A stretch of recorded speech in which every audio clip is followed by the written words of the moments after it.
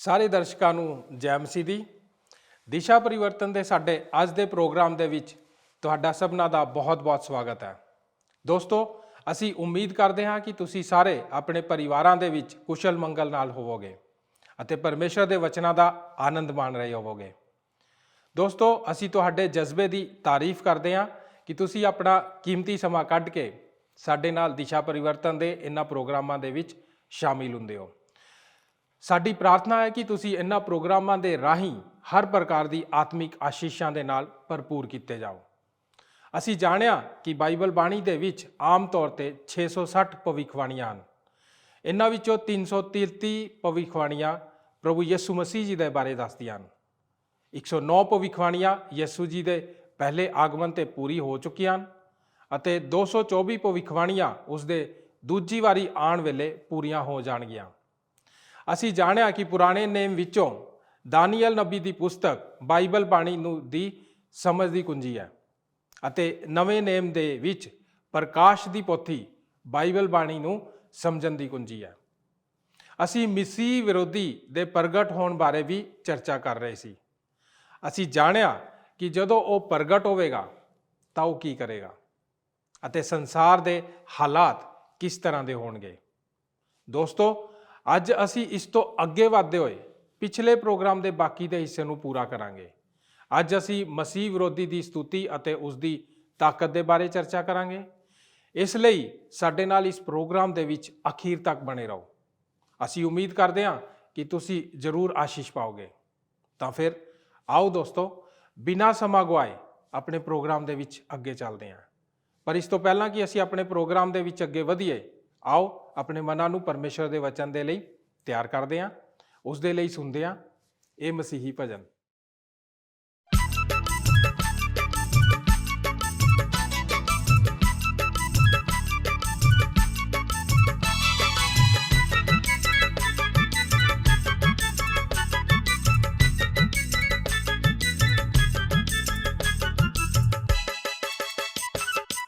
पवित्रता विच सिद्ध हो के रहो, प्यारे यीशु दे आण विच देर नहीं।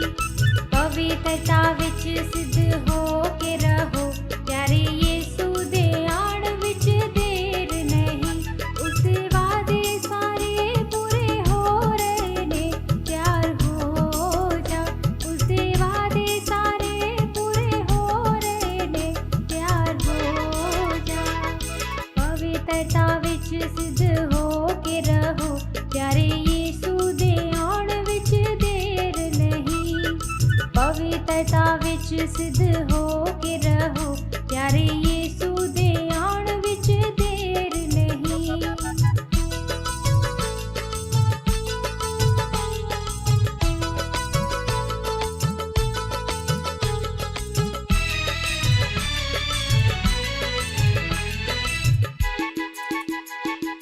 लड़ाइयां अकाल ते भूचाल नाल कई बीमारियां नाल नाश हो रहे ने। लड़ाइयां अकाल ते भूचाल नाल कई बीमारियां नाल नाश हो रहे ने। राजे राजा दे विरुद्ध खड़े हो रहे ने, तैयार हो जा। राजे राजा दे विरुद्ध खड़े हो रहे ने, तैयार हो जा। पवित्रता विच सिद्ध हो के रहो, प्यारे यीशु दे आण विच देर नहीं। पवित्रता विच सिद्ध हो के रहो, प्यारे यीशु दे आण विच देर नहीं।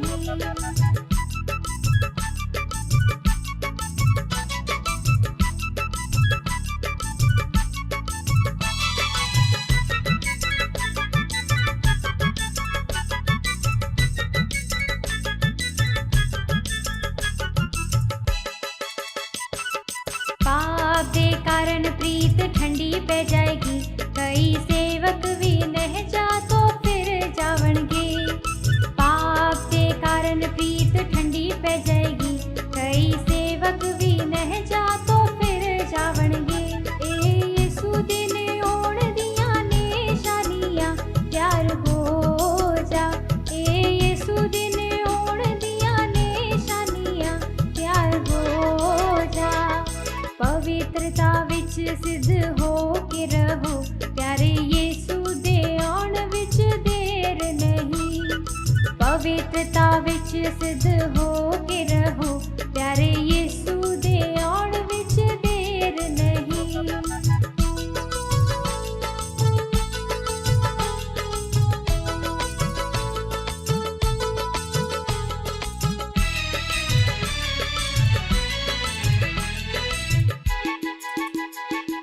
बदला दे राही यीशु आउण वाला ए, जो पाखन ਉਹਨਾਂ ਨੂੰ ਲੈ ਜਾਵੇਗਾ। बदला दे राही यीशु आउण वाला ਏ, ਜੋ ਪਾਖਨ ਉਹਨਾਂ ਨੂੰ ਲੈ ਜਾਵੇਗਾ। ਉਹਦਾ ਪਿਆਰਾ ਮੂੰਹ ਵੇਖ ਕੇ ਮਗਨ ਹੋਵਾਂਗੇ, ਤਿਆਰ ਹੋ ਜਾ। ਉਹਦਾ ਪਿਆਰਾ ਮੂੰਹ ਵੇਖ ਕੇ ਮਗਨ ਹੋਵਾਂਗੇ, ਤਿਆਰ ਹੋ ਜਾ। ਪਵਿੱਤਰਤਾ ਵਿੱਚ ਸਿੱਧ ਹੋ ਕੇ ਰਹੋ, ਪਿਆਰੇ ਯੀਸ਼ੂ ਦੇ ਆਉਣ ਵਿੱਚ ਦੇਰ ਨਹੀਂ। ਪਵਿੱਤਰਤਾ ਵਿੱਚ ਸਿੱਧ ਹੋ ਕੇ ਰਹੋ, ਪਿਆਰੇ ਯੀਸ਼ੂ ਦੇ ਆਉਣ ਵਿੱਚ ਦੇਰ ਨਹੀਂ। ਪਿਆਰੇ ਯੀਸ਼ੂ ਦੇ ਆਉਣ ਵਿੱਚ ਦੇਰ ਨਹੀਂ। ਪਿਆਰੇ ਯੀਸ਼ੂ ਦੇ ਆਉਣ ਵਿੱਚ ਦੇਰ ਨਹੀਂ। ਪਿਆਰੇ ਯੀਸ਼ੂ ਦੇ ਆਉਣ ਵਿੱਚ ਦੇਰ ਨਹੀਂ। ਪਿਆਰੇ ਅਸੀਂ ਕਰਮਵਾਰ ਉਸ ਸਮੇਂ ਦੇ ਰਾਜ ਵੇਖੇ ਸੀ। ਅਸੀਂ ਸ਼ੁਰੂਆਤ ਬੇਬੀਲੋਨ ਰਾਜ ਤੋਂ ਸ਼ੁਰੂ ਕੀਤੀ ਸੀ ਅਤੇ ਉਸ ਨੂੰ ਸ਼ੇਰ ਦੇ ਜ਼ਰੀਏ ਦਰਸਾਇਆ ਸੀ। ਇਸ ਰਾਜ ਦੇ ਬਾਅਦ ਮਾਦੀ ਫਾਰਸੀ ਦਾ ਰਾਜ ਆਇਆ ਸੀ, ਜਿਸ ਨੂੰ ਰਿਸ਼ ਨਾਲ ਦਰਸਾਇਆ ਸੀ। ਮਾਦੀ ਫਾਰਸੀ ਦੇ ਬਾਅਦ ਯੂਨਾਨੀ ਰਾਜ ਆਇਆ ਸੀ, ਜਿਸ ਨੂੰ ਚੀਤੇ ਨਾਲ ਦਰਸਾਇਆ ਗਿਆ ਸੀ। ਚੌਥਾ ਦਰਿੰਦਾ ਜੋ ਉੱਠਿਆ ਸੀ ਉਹ ਰੋਮ ਰਾਜ ਸੀ ਅਤੇ ਸ਼ਾਸਤਰ ਦਾਨੀਏਲ 7 ਵਿੱਚ ਦੱਸਦਾ ਹੈ ਕਿ ਇਸ ਦਰਿੰਦੇ ਦੀ ਵਿਆਖਿਆ ਨਹੀਂ ਕੀਤੀ ਜਾ ਸਕਦੀ, ਕਿਉਂਕਿ ਇਹ ਕਿਸੇ ਵਰਗਾ ਵੀ ਨਹੀਂ ਜਿਸ ਨੂੰ ਅਸੀਂ ਪਹਿਲੇ ਕਦੇ ਆਪਣੇ ਜੀਵਨ ਵਿੱਚ ਵੇਖਿਆ ਹੋਵੇ, ਅਤੇ ਅਸੀਂ ਇਸ ਨੂੰ ਤਦ ਤੱਕ ਨਹੀਂ ਸਮਝ ਸਕਦੇ ਜਦ ਤੱਕ ਅਸੀਂ ਪ੍ਰਕਾਸ਼ ਦੀ ਪੋਥੀ ਅਧਿਆਇ 13 ਦੀ ਦੂਸਰੀ ਐਤ ਨੂੰ ਨਹੀਂ ਪੜ੍ਹ ਲੈਂਦੇ। ਦੂਜੀ ਐਤ ਦੱਸਦੀ ਹੈ ਕਿ ਇਹ ਦਰਿੰਦਾ ਚੀਤੇ ਵਰਗਾ ਹੈ ਅਤੇ ਇਸ ਦੇ ਪੈਰ ਰਿਸ਼ ਦੇ ਪੈਰ ਵਰਗੇ ਹਨ ਅਤੇ ਇਸ ਦਾ ਮੂੰਹ ਸ਼ੇਰ ਵਰਗਾ ਹੈ। ਦੂਜੇ ਸ਼ਬਦਾਂ ਵਿੱਚ ਪਿਛਲੇ 3 ਰਾਜ ਦੇ 3 ਚਰਿੱਤਰ ਇੱਥੇ ਚੌਥੇ ਰਾਜ ਵਿੱਚ ਹਨ। ਇਹ ਰੋਮ ਦਾ ਦਰਿੰਦਾ ਹੈ ਅਤੇ ਆਪਣੇ ਅੰਤਿਮ ਰੂਪ ਵਿੱਚ ਮਸੀਹ ਵਿਰੋਧੀ ਹੈ। ਭੈਣੋ ਅਤੇ ਭਰਾਵੋ, ਇਸ ਦਾ ਅਰਥ ਇਹ ਹੈ ਕਿ ਯਹੂਨਾ ਦਾ ਦਰਿੰਦਾ ਜੋ 13ਵੇਂ ਅਧਿਆਇ ਵਿੱਚ ਹੈ, ਉਸ ਦੇ ਅੰਦਰ ਇਹ ਸਾਰੇ ਗੁਣ ਹਨ। ਬੇਬੀਲੋਨ ਜਾਂ ਮਾਦੀ ਫਾਰਸੀ ਜਾਂ ਯੂਨਾਨੀ ਰਾਜ ਦੀ ਸ਼ਕਤੀ ਅਤੇ ਦੁਸ਼ਟਤਾ ਅਤੇ ਚਤੁਰਾਈ ਜਗਤ ਦੇ ਇਸ ਆਖਰੀ ਰਾਜ ਵਿੱਚ ਹੋਵੇਗੀ, ਜੋ ਪੱਛਮੀ ਦੇਸ਼ਾਂ ਦਾ ਸਮੂਹ ਹੈ, ਜੋ ਪੁਨਰ ਜੀਵਤੀ ਰਾਜ ਹੈ।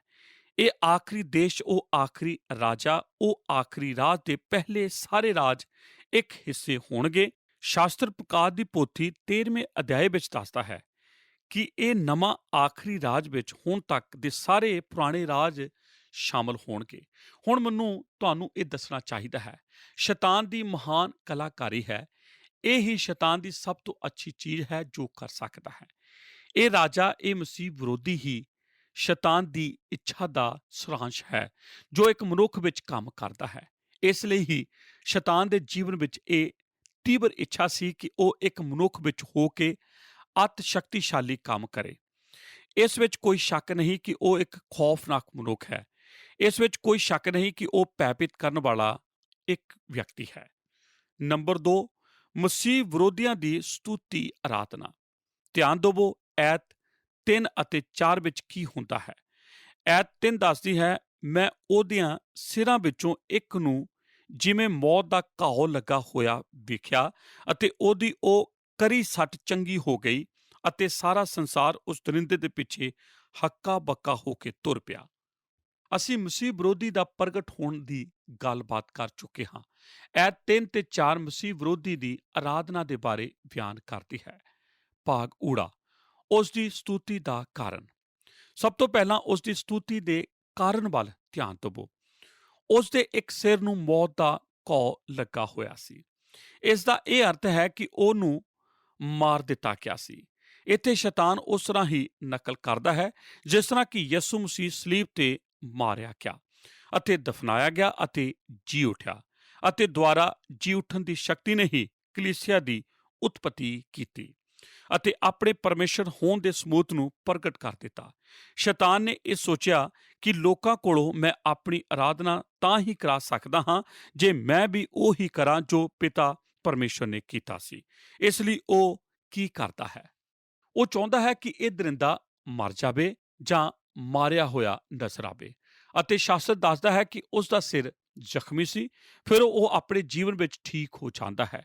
ਉਸ ਦਾ ਵਾਪਸ ਫਿਰ ਜੀਵਨ ਵਿੱਚ ਆਉਣਾ ਹੀ ਇਹ ਕਾਰਨ ਬਣ ਗਿਆ ਕਿ ਜਗਤ ਦੇ ਸਾਰੇ ਦੇਸ਼ਾਂ ਦੇ ਲੋਕ ਉਸ ਦੇ ਪਿੱਛੇ ਹੋ ਕੇ ਤੁਰ ਪਏ। ਤੁਹਾਨੂੰ ਯਾਦ ਹੋਵੇਗਾ, ਕੁਝ ਸਾਲ ਪਹਿਲਾਂ ਕੁਝ ਲੋਕਾਂ ਨੇ ਇਹ ਸੋਚਿਆ ਸੀ ਕਿ ਜੌਨ ਐਫ ਕੈਨੇਡੀ ਮਸੀਹ ਵਿਰੋਧੀ ਸੀ। ਯਾਦ ਕਰੋ, ਮੈਂ ਤੁਹਾਨੂੰ ਦੱਸਿਆ ਸੀ ਕਿ ਉਹਨਾਂ ਨੇ ਉਸ ਨੂੰ ਮਸੀਹ ਵਿਰੋਧੀ ਸਮਝ ਲਿਆ ਸੀ ਕਿਉਂਕਿ ਉਸ ਦੇ ਸਿਰ ਵਿੱਚ ਇੱਕ ਘਾव ਲੱਗਾ ਸੀ, ਜਿਸ ਦੇ ਕਾਰਨ ਉਹ ਜ਼ਖਮੀ ਸੀ ਜਾਂ ਮਰ ਗਿਆ ਸੀ ਜਾਂ ਨਾਸ਼ ਹੋ ਗਿਆ ਸੀ। ਅਤੇ ਜਦ ਉਹ ਅਡੰਬਰੀ ਤਰੀਕੇ ਨਾਲ ਇਸ ਹਾਲਾਤ ਵਿੱਚ ਸੀ ਤਾਂ ਉਸ ਵੇਲੇ ਲੋਕਾਂ ਨੇ ਸੋਚਿਆ ਸੀ ਕਿ ਉਹ ਮੌਤ ਤੋਂ ਨਿਕਲ ਆਵੇਗਾ ਅਤੇ ਜਗਤ ਦਾ ਅਗੁਆ ਬਣੇਗਾ, ਪਰ ਇਹ ਨਾ ਹੋਇਆ। ਪਰ ਮੈਂ ਤੁਹਾਨੂੰ ਇਹ ਪੁੱਛਣਾ ਚਾਹੁੰਦਾ ਹਾਂ ਕਿ ਤੁਸੀਂ ਜਰਾ ਸੋਚੋ ਕਿ ਜੇ ਉਹ ਮੌਤ ਤੇ ਜਿੱਤ ਪਾ ਲੈਂਦਾ ਅਤੇ ਉੱਠ ਖਲੋਂਦਾ ਤਾਂ ਤੁਸੀਂ ਆਪਣੇ ਦਿਲ ਵਿੱਚ ਉਸ ਦੇ ਬਾਰੇ ਕੀ ਸੋਚਦੇ? ਬਾਈਬਲ ਦੱਸਦੀ ਹੈ ਕੁਝ ਇਸ ਤਰ੍ਹਾਂ ਹੀ ਇਸ ਵਿਅਕਤੀ ਨਾਲ ਹੋਣ ਜਾ ਰਿਹਾ ਹੈ। ਉਸਦੇ ਸਿਰ ਉੱਤੇ ਇੱਕ ਜ਼ਖਮ ਲੱਗੇਗਾ ਅਤੇ ਚਮਤਕਾਰੀ ਤਰੀਕੇ ਨਾਲ ਠੀਕ ਹੋ ਜਾਵੇਗਾ, ਜਿਸ ਦਾ ਨਤੀਜਾ ਇਹ ਹੋਵੇਗਾ ਕਿ ਸਾਰਾ ਜਗਤ ਹੈਰਾਨ ਹੋ ਕੇ ਉਸ ਦਰਿੰਦੇ ਪਿੱਛੇ ਲੱਗ ਜਾਵੇਗਾ। ਭਾਗ ਐੜਾ, ਉਸ ਦੀ ਸਤੂਤੀ ਦੀ ਕੀਰਤੀ। ਜੇ ਤੁਸੀਂ ਸ਼ਾਸਤਰ ਨੂੰ ਪੜ੍ਹੋ ਤਾਂ ਤੁਹਾਨੂੰ ਪਤਾ ਲੱਗ ਜਾਵੇਗਾ ਕਿ ਉਸ ਦੀ ਸਤੂਤੀ ਦਾ ਕੀ ਕਾਰਨ ਹੈ ਅਤੇ ਕਿਸ ਤਰ੍ਹਾਂ ਉਸ ਦੀ ਕੀਰਤੀ ਜਗਤ ਵਿੱਚ ਫੈਲ ਗਈ। ਅਤੇ 4 ਐਤ ਵੱਲ ਧਿਆਨ ਦਿਓ। ਉਹਨਾਂ ਨੇ ਅਜਗਰ ਨੂੰ ਮੱਥਾ ਟੇਕਿਆ, ਇਸ ਲਈ ਜੋ ਉਸ ਨੇ ਉਸ ਦਰਿੰਦੇ ਨੂੰ ਆਪਣਾ ਇਖਤਿਆਰ ਦਿੱਤਾ ਸੀ। ਨਾਲੇ ਉਹਨਾਂ ਨੇ ਉਸ ਦਰਿੰਦੇ ਨੂੰ ਮੱਥਾ ਟੇਕਿਆ ਅਤੇ ਆਖਿਆ, ਭਾਈ, ਇਸ ਦਰਿੰਦੇ ਦੇ ਤੁੱਲ ਕੌਣ ਹੈ ਅਤੇ ਕੌਣ ਇਸ ਦੇ ਨਾਲ ਲੜ ਸਕਦਾ ਹੈ? ਨੰਬਰ 1, ਉਸ ਦੇ ਅਨੋਖੇਪਨ ਦੀ ਉਹ ਸਤੂਤੀ ਕਰਨਗੇ। ਦੂਸਰੇ ਸ਼ਬਦਾਂ ਵਿੱਚ ਸ਼ਾਸਤਰ ਦੱਸ ਰਿਹਾ ਹੈ ਕਿ ਸਾਰਾ ਜਗਤ ਉਸ ਦੀ ਸਤੂਤੀ ਕਰਨ ਜਾ ਰਿਹਾ ਹੈ ਅਤੇ ਮਸੀਹ ਵਿਰੋਧੀ ਦੀ ਯੋਗਤਾ 8ਵੀਂ ਐਤ ਵਿੱਚ ਹੈ, ਜੋ ਸਾਨੂੰ ਦੱਸਦੀ ਹੈ ਕਿ ਸਿਰਫ ਉਹਨਾਂ ਨੂੰ ਛੱਡ ਕੇ ਜਿਨ੍ਹਾਂ ਦੇ ਨਾਮ ਲੇਲੇ ਦੀ ਕਿਤਾਬ ਵਿੱਚ ਲਿਖੇ ਹੋਣਗੇ, ਉਹਨਾਂ ਨੂੰ ਛੱਡ ਕੇ ਬਾਕੀ ਸਭ ਉਸ ਦੇ ਅੱਗੇ ਝੁਕ ਜਾਣਗੇ ਅਤੇ ਇਸ ਦਰਿੰਦੇ ਦੀ ਸਤੂਤੀ ਕਰਨਗੇ। ਉਹ 2 ਕਾਰਨਾਂ ਕਰਕੇ ਸਤੂਤੀ ਕਰਨਗੇ, ਬਾਈਬਲ ਦੱਸਦੀ ਹੈ। ਉਹ ਉਸ ਦੇ ਅਨੋਖੇਪਨ ਲਈ ਸਤੂਤੀ ਕਰਨਗੇ ਅਤੇ ਆਖਣਗੇ, ਇਸ ਦਰਿੰਦੇ ਵਰਗਾ ਹੋਰ ਕੌਣ ਹੈ? ਸ਼ੈਤਾਨ ਪੂਰੀ ਕੋਸ਼ਿਸ਼ ਕਰੇਗਾ ਕਿ ਉਹ ਆਪਣਾ ਅਨੋਖਾਪਨ ਪ੍ਰਗਟ ਕਰ ਸਕੇ ਤਾਂ ਕਿ ਲੋਕ ਤਦ ਇਹ ਆਖਣ, ਇਸ ਦਰਿੰਦੇ ਵਰਗਾ ਹੋਰ ਕੌਣ ਹੈ? ਨੰਬਰ 2, ਉਸ ਦੀ ਵੀਰਤਾ ਦੀ ਸਤੂਤੀ ਕਰਨਗੇ। ਦੂਸਰੀ ਚੀਜ਼, ਉਹ ਉਸ ਦੀ ਮਹਾਨ ਵੀਰਤਾ ਲਈ ਸਤੂਤੀ ਕਰਨਗੇ। ਕੌਣ ਇਸ ਯੋਗ ਹੈ ਕਿ ਉਸ ਦਾ ਮੁਕਾਬਲਾ ਕਰੇ? ਕੋਈ ਵੀ ਇਸ ਯੋਗ ਨਹੀਂ ਹੋਵੇਗਾ ਕਿ ਉਸ ਦੀ ਵਿਰੋਧਤਾ ਵਿੱਚ ਖੜੇ ਹੋ ਸਕੇ। ਉਹ ਜਿੱਥੇ ਵੀ ਜਾਵੇਗਾ ਉੱਥੇ ਜਿੱਤ ਹਾਸਲ ਕਰੇਗਾ ਅਤੇ ਇਸ ਲਈ ਸਾਰਾ ਜਗਤ ਉਸ ਅੱਗੇ ਝੁਕ ਜਾਵੇਗਾ ਅਤੇ ਉਸ ਦੀ ਆਰਾਧਨਾ ਕਰੇਗਾ। ਨੰਬਰ 3, ਉਹ ਉਸ ਦੀ ਆਰਥਿਕ ਨੀਤੀ ਦੀ ਸਤੂਤੀ ਕਰਨਗੇ। ਉਸ ਨੂੰ ਵੇਖ ਕੇ ਸਭ ਲੋਕ ਆਖਣਗੇ, ਇਹੀ ਉਹ ਹੈ ਜਿਸ ਦੀ ਸਾਨੂੰ ਤਲਾਸ਼ ਸੀ, ਇਹੀ ਉਹ ਹੈ ਜਿਸ ਦੀ ਅਸੀਂ ਇੰਤਜ਼ਾਰ ਕਰ ਰਹੇ ਸੀ। ਸਭ ਮਸੀਹ ਵਿਰੋਧੀ ਦੀ ਜੈ ਜੈਕਾਰ ਕਰਨਗੇ, ਸਭ ਉਸ ਦਰਿੰਦੇ ਦੀ ਜੈ ਜੈਕਾਰ ਕਰਨਗੇ। ਆਓ ਅਸੀਂ ਉਸ ਦੀ ਆਰਾਧਨਾ ਕਰੀਏ, ਜਿਸ ਨੇ ਸਾਡੀਆਂ ਸਭ ਸਮੱਸਿਆ ਦਾ ਹੱਲ ਕਰ ਦਿੱਤਾ ਹੈ ਅਤੇ ਸਾਡੀਆਂ ਜ਼ਰੂਰਤਾਂ ਨੂੰ ਪੂਰਾ ਕੀਤਾ ਹੈ। ਅੱਜ ਸੰਸਾਰ ਇਸ ਇੰਤਜ਼ਾਰ ਵਿੱਚ ਹੈ ਕਿ ਕੋਈ ਆਵੇ ਅਤੇ ਸਾਡੀਆਂ ਸਮੱਸਿਆ ਦਾ ਹੱਲ ਕਰ ਦੇਵੇ। ਅਸੀਂ ਜਾਣਦੇ ਹਾਂ, ਅਮਰੀਕਾ ਵਿੱਚ ਇਸ ਲਈ ਬੇਸਬਰੀ ਨਾਲ ਇੰਤਜ਼ਾਰ ਹੋ ਰਿਹਾ ਹੈ ਅਤੇ ਲੋਕ ਇਸ ਮਨੁੱਖ ਪਿੱਛੇ ਲੱਗਣ ਨੂੰ ਤਿਆਰ ਹਨ। ਅਮਰੀਕਾ ਦੇ ਲੋਕ ਸਭ ਤੋਂ ਜ਼ਿਆਦਾ ਭੌਤਿਕਵਾਦੀ ਹਨ। ਜੇ ਅੱਜ ਕੋਈ ਇੱਥੇ ਆ ਕੇ ਆਖੇ, ਮੈਂ ਜਗਤ ਦੀ ਆਰਥਿਕ ਸਮੱਸਿਆ ਨੂੰ ਦੂਰ ਕਰ ਸਕਦਾ ਹਾਂ, ਤਾਂ ਲੋਕ ਉਸ ਦੇ ਪਿੱਛੇ ਚੱਲਣ ਨੂੰ ਤਿਆਰ ਹਨ। ਉਹਨਾਂ ਉੱਤੇ ਇਸ ਗੱਲ ਦਾ ਕੋਈ ਮਤਲਬ ਨਹੀਂ ਕਿ ਉਹ ਕਿਸ ਰਾਜਨੀਤਿਕ ਪਾਰਟੀ ਦਾ ਹੋਵੇ ਜਾਂ ਉਸ ਦਾ ਕੀ ਧਰਮ ਹੈ, ਉਹ ਉਹਦੇ ਪਿੱਛੇ ਲੱਗ ਜਾਣਗੇ। ਦੁੱਖ ਦੀ ਗੱਲ ਤਾਂ ਇਹ ਹੈ ਕਿ ਉਹਨਾਂ ਵਿੱਚ ਬਹੁਤ ਸਾਰੇ ਮਸੀਹੀ ਵੀ ਹੋਣਗੇ। ਤੁਸੀਂ ਸੋਚ ਸਕਦੇ ਹੋ ਕਿ ਜੇ ਉਹ ਚਮਤਕਾਰੀ ਤਰੀਕੇ ਨਾਲ ਆਪਣੇ ਸਿਰ ਦੇ ਜ਼ਖਮ ਨੂੰ ਠੀਕ ਕਰ ਸਕਦਾ ਹੈ ਤਾਂ ਜਗਤ ਦੇ ਸਾਹਮਣੇ ਖਲੋ ਕੇ ਆਖ ਸਕਦਾ ਹੈ, ਮੇਰੇ ਕੋਲ ਜਗਤ ਦੀ ਆਰਥਿਕ ਸਮੱਸਿਆ ਦਾ ਉੱਤਰ ਹੈ, ਤਾਂ ਜਗਤ ਦੇ ਲੋਕ ਉਹਦੇ ਪਿੱਛੇ ਲੱਗ ਜਾਣਗੇ। ਬਾਈਬਲ ਦੱਸਦੀ ਹੈ, ਜਿਸ ਵੇਲੇ ਉਹ ਉੱਠ ਖਲੋਵੇਗਾ ਜਗਤ ਵਿੱਚ ਅਗਜਕਤਾ ਅਤੇ ਰਾਜਨੀਤਿਕ ਉਥਲ-ਪੁਥਲ ਹੋਵੇਗੀ। ਉਸ ਦੇ ਸ਼ਾਸਕ ਬਣਨ ਦੇ ਹਾਲਾਤ ਪੂਰੇ ਹੋ ਜਾਣਗੇ, ਕਿਉਂ ਜੋ ਐਸੇ ਹੀ ਮਜ਼ਬੂਤ ਵਿਅਕਤੀ ਨੂੰ ਸ਼ਕਤੀ ਦੇਣ ਦਾ ਹਾਲਾਤ ਬਣ ਜਾਣਗੇ। ਆਓ ਅਸੀਂ ਲੰਮੀ ਕਹਾਣੀ ਨੂੰ ਛੋਟਾ ਕਰੀਏ। ਉਹ ਆਪਣੇ ਨਾਲ 3 ਦੇਸ਼ਾਂ ਨੂੰ ਮਿਲਾ ਲਵੇਗਾ ਅਤੇ ਉਹਨਾਂ ਉੱਤੇ ਆਪਣਾ ਅਧਿਕਾਰ ਬਣਾ ਲਵੇਗਾ। ਤਦ ਉਹ 10 ਦੇਸ਼ਾਂ ਦੇ ਸਮੂਹ ਉੱਤੇ ਆਪਣਾ ਸ਼ਾਸਨ ਸਥਾਪਿਤ ਕਰ ਲਵੇਗਾ ਅਤੇ ਸ਼ਾਸਤਰ ਦੱਸਦਾ ਹੈ ਕਿ ਫਿਰ ਉਹ ਸਮਝਦਾਰੀ ਦਾ ਕੰਮ ਕਰੇਗਾ। ਉਹ ਜਾਣਦਾ ਹੈ ਕਿ ਯਹੂਦੀ ਲੋਕ ਇੱਕ ਵੱਡੀ ਸਮੱਸਿਆਵਾਂ ਹਨ ਅਤੇ ਉਹਨਾਂ ਨਾਲ ਬੜੇ ਅੱਛੇ ਤਰੀਕੇ ਨਾਲ ਗੱਲਬਾਤ ਕਰਨ ਦੀ ਜ਼ਰੂਰਤ ਹੈ ਅਤੇ ਇਸ ਲਈ ਉਹ ਇਜ਼ਰਾਈਲ ਜਾਵੇਗਾ ਅਤੇ ਯਹੂਦੀ ਲੋਕਾਂ ਨਾਲ ਇੱਕ ਵਾਚਾ ਬੰਨੇਗਾ। ਅਸਲ ਵਿੱਚ ਵਾਚਾ ਇਹ ਹੋਵੇਗੀ ਕਿ ਉਹ ਉਹਨਾਂ ਨੂੰ ਆਪਣੀ ਆਰਾਧਨਾ ਆਪਣੇ ਹੀ ਤਰੀਕੇ ਨਾਲ ਕਰਨ ਦੀ ਛੂਟ ਦੇਵੇਗਾ ਅਤੇ ਉਹਨਾਂ ਦੀ ਮਦਦ ਅਤੇ ਸੁਰੱਖਿਆ ਦੇਣ ਦਾ ਵਾਅਦਾ ਕਰੇਗਾ। 3.5 ਸਾਲ ਇਸ ਤਰ੍ਹਾਂ ਹੀ ਬੀਤ ਜਾਣਗੇ। ਤਦ ਉਹ ਮੰਦਰ ਵਿੱਚ ਜਾ ਕੇ ਉਸ ਨੂੰ ਅਪਵਿੱਤਰ ਕਰੇਗਾ, ਉਹਨਾਂ ਦੀ ਆਰਾਧਨਾ ਨੂੰ ਬੰਦ ਕਰ ਦੇਵੇਗਾ। ਨਤੀਜਾ ਇਹ ਹੋਵੇਗਾ ਕਿ ਉਹ ਯਹੂਦੀਆਂ ਨਾਲ ਜੰਗ ਕਰੇਗਾ। ਬਾਈਬਲ ਦੱਸਦੀ ਹੈ ਕਿ ਉਸ ਸਮੇਂ ਦੇ ਦੌਰਾਨ ਉਹ 2 ਗਵਾਹ ਮਾਰ ਸੁੱਟੇਗਾ ਜਿਨ੍ਹਾਂ ਨੂੰ ਪਰਮੇਸ਼ਰ ਧਰਤੀ ਉੱਤੇ ਭੇਜਦਾ ਹੈ। ਉਹ ਪਰਮੇਸ਼ਰ ਅਤੇ ਉਸ ਦੇ ਲੋਕਾਂ ਦੀ ਨਿੰਦਾ ਕਰੇਗਾ ਅਤੇ 3 ਰੂਪ ਵਿੱਚ ਆਪਣੀ ਯੋਜਨਾ ਲਾਗੂ ਕਰੇਗਾ ਤਾਂ ਕਿ ਪੂਰੇ ਜਗਤ ਵਿੱਚ ਆਪਣਾ ਅਧਿਕਾਰ ਲਾਗੂ ਕਰ ਸਕੇ। ਸਭ ਤੋਂ ਪਹਿਲਾਂ ਇਹ ਧਾਰਮਿਕ ਹੈ, ਉਹ ਪਰਮੇਸ਼ਰ ਦੀ ਨਿੰਦਾ ਕਰਨ ਵਾਲੇ ਹੈ। ਦੂਜੀ ਇਹ ਰਾਜਨੀਤਿਕ ਹੈ, ਉਹ ਇੱਕ ਫੌਜੀ ਮਨੁੱਖ ਹੈ ਅਤੇ ਤੀਜੀ ਇਹ ਆਰਥਿਕ ਹੈ। ਉਹ ਮਨੁੱਖਾਂ ਉੱਤੇ ਇੱਕ ਨਿਸ਼ਾਨ ਲਗਾਵੇਗਾ ਅਤੇ ਇਹ ਹੀ ਉਹਨਾਂ ਦੀ ਪਛਾਣ ਹੋਵੇਗੀ। ਜਿਸ ਉੱਤੇ ਨਿਸ਼ਾਨ ਨਹੀਂ ਹੋਵੇਗਾ ਉਹ ਮਨੁੱਖ ਨਾ ਤਾਂ ਕੁਝ ਖਰੀਦ ਸਕੇਗਾ ਅਤੇ ਨਾ ਕੁਝ ਵੇਚ ਸਕੇਗਾ। ਉਸ ਦੀ ਹਕੂਮਤ ਪੂਰੇ ਜਗਤ ਵਿੱਚ ਲਾਗੂ ਹੋ ਜਾਵੇਗੀ। ਨੰਬਰ 3, ਮਸੀਹ ਵਿਰੋਧੀ ਦੀ ਤਾਕਤ। ਐਤ 7 ਤੇ 8 ਸਾਨੂੰ ਮਸੀਹ ਵਿਰੋਧੀ ਦੀ ਤਾਕਤ ਦੇ ਬਾਰੇ ਦੱਸਦੀ ਹੈ। ਧਿਆਨ ਦੇਵੋ ਕਿ ਇਹ ਕੀ ਕਹਿ ਰਹੀ ਹੈ। ਭਾਗ ਊੜਾ ਸਭ ਲੋਕਾਂ ਤੇ ਫੈਲ ਜਾਵੇਗੀ।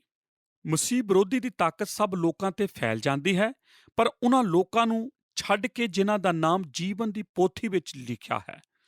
ਹਰੇਕ ਮਨੁੱਖ ਉਸ ਦੇ ਬਸ ਵਿੱਚ ਹੈ, ਕੋਈ ਵੀ ਇਸ ਤੋਂ ਬਚ ਨਹੀਂ ਸਕਦਾ।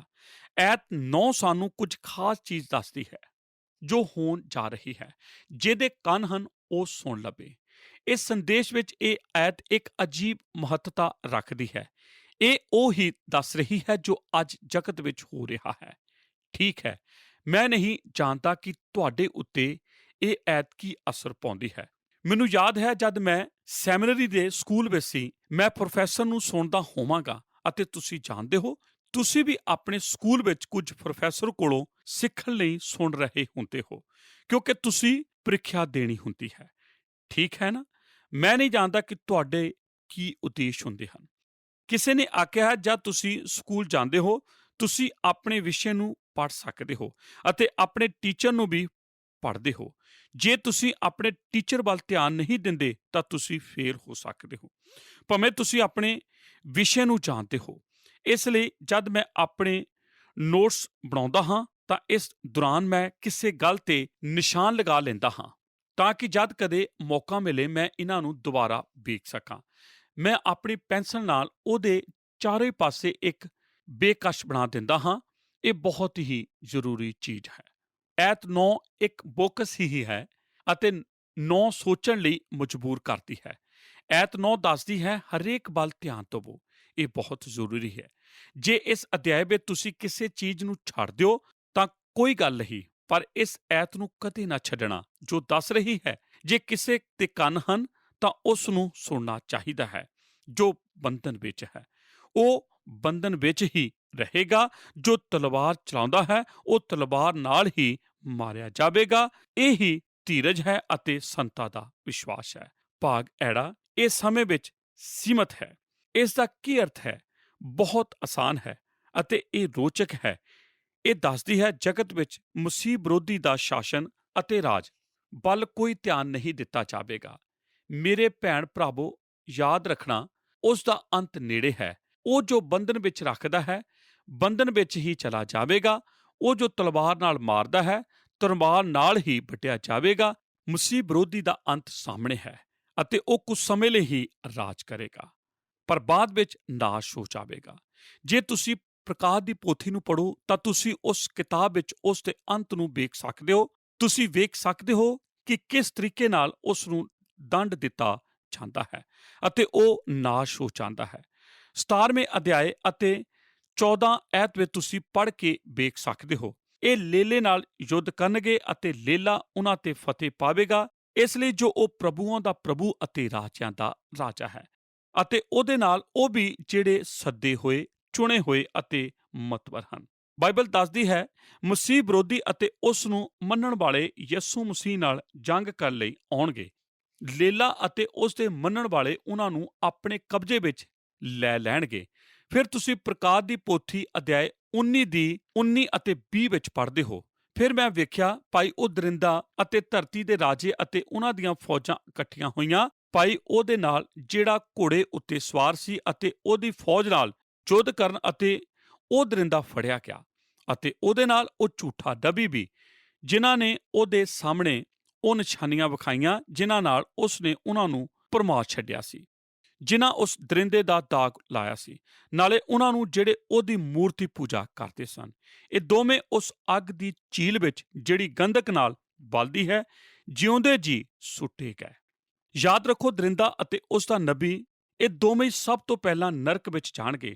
ਸਭ ਤੋਂ ਪਹਿਲਾਂ ਨਰਕ ਦੇ ਵਾਸੀ ਇਹੀ ਹੀ ਹੋਣਗੇ।